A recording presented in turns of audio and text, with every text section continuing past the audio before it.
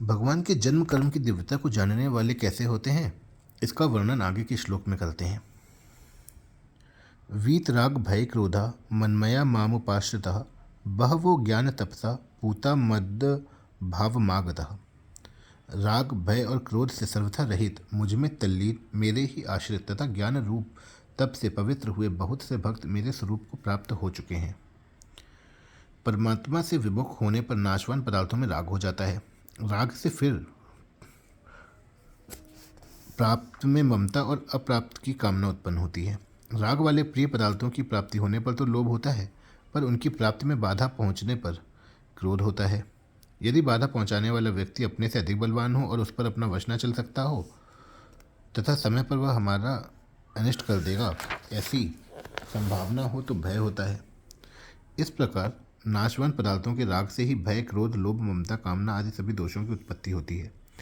राग के मिटने पर ये सभी दोष मिट जाते हैं। पदार्थों को अपना और अपने लिए न मानकर दूसरों का और दूसरों के लिए मानकर उनकी सेवा करने से राग मिटता है, कारण कि वास्तव में पदार्थ और क्रिया से हमारा संबंध है ही नहीं।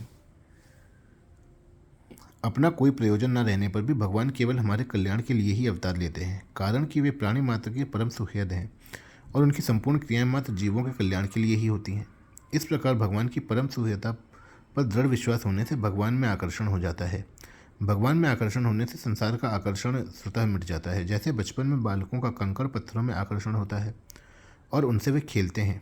खेलने में वे कंकड़ पत्थर के लिए लड़ पड़ते हैं। एक कहता है मेरा है, दूसरा कहता है यह मेरा है। इस प्रकार गली में पड़े कंकड़ पत्थरों में ही उन्हें महत्ता दिखती है, परंतु जब वे बड़े हो जाते हैं तब कंकड़ पत्थरों में उनका आकर्षण मिट जाता है और रुपयों में आकर्षण हो जाता है। रुपयों में आकर्षण होने पर उन्हें कंकड़ पत्थरों में अथवा खिलौनों में कोई महत्ता नहीं दिखती।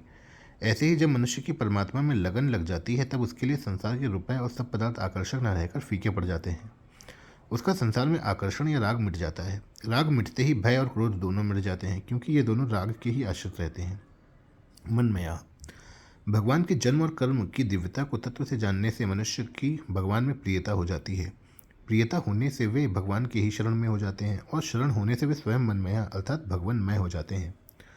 सांसारिक भोगों में आकर्षण वाले मनुष्य भोगों की कामनाओं में तन्मय हो जाते हैं, कामात्मानः, और भगवान में आकर्षण वाले मनुष्य भगवान में तन्मय हो जाते हैं, तन्मया। वे हर समय भगवान में ही तल्लीन रहते हैं। उनके विचारों, आचरणों आदि में भगवान की ही मुख्यता रहती है। प्रेम की अधिकता के कारण वे भगवत स्वरूप बन जाते हैं, मानो उनकी अपनी कोई अलग सत्ता ही न हो। मामुपाश्रितः वीत राग भय क्रोधा में संसार से स्वयं संबंध विच्छेद है और मनमया माम उपाश्रिता में भगवान की तल्लीनता है।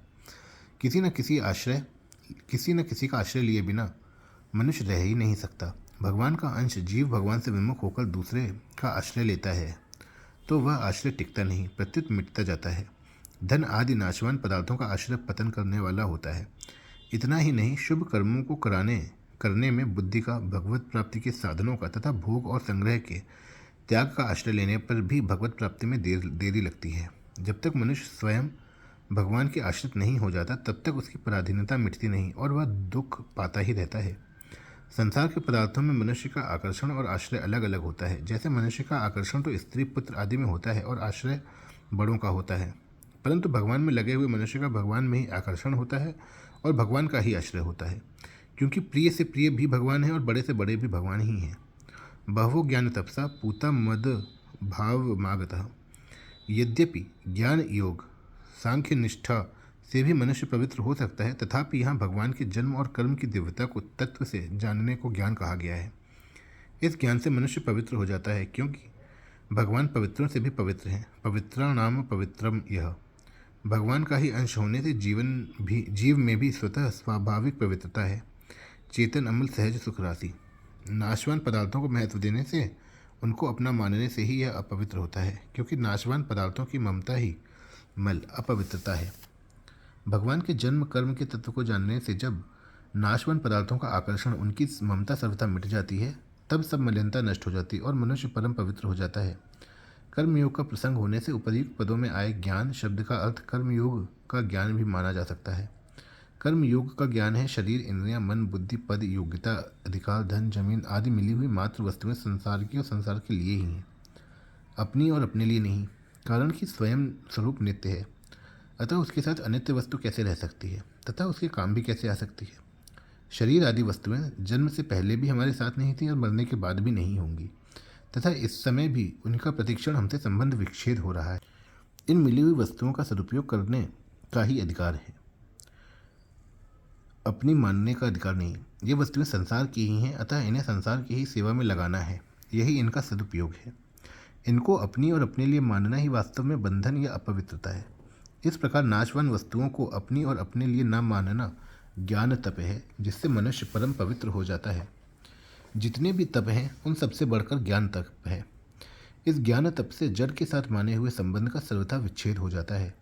जब तक मनुष्य जड़ के साथ अपना संबंध मानता रहता है, तब तक दूसरी तपस्या से उसकी उतनी पवित्रता नहीं होती जितनी पवित्रता ज्ञान तप से जड़ का संबंध विच्छेद करने से होती है। इस ज्ञान तप से पवित्र होकर मनुष्य भगवान के भाव सत्ता को अर्थात सच्चिदानंद घन परमात्म तत्व को प्राप्त हो जाता है।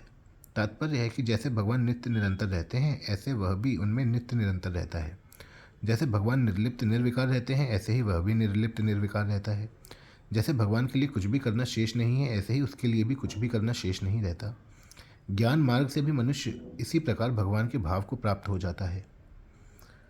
पहले भी बहुत से भक्त ज्ञान तप से पवित्र होकर भगवान को प्राप्त हो चुके हैं, अतः साधकों को वर्तमान में ही ज्ञान तप से पवित्र होकर भगवान को प्राप्त कर लेना चाहिए। भगवान को प्राप्त करने में सभी स्वतंत्र हैं, कोई भी परतंत्र नहीं है, कारण कि मानव शरीर भगवत प्राप्ति के लिए ही मिला है।